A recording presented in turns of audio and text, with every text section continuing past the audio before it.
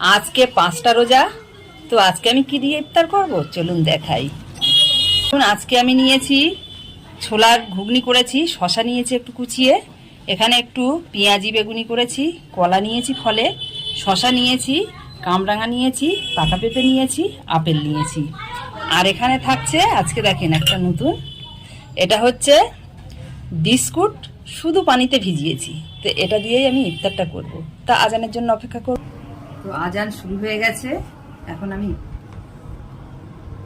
দেখতে পাচ্ছেন ইফতারটা এই যে বিস্কুট ভেজানোটা দিয়ে বিসমিল্লাহির রহমানির রহিম।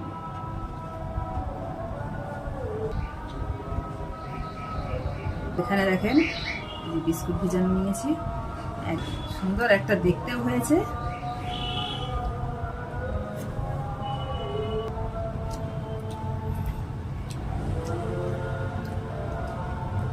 শুধু পানি দিয়েই ভিজিয়েছি, বিস্কুটটা হালকা মিষ্টি ছিল।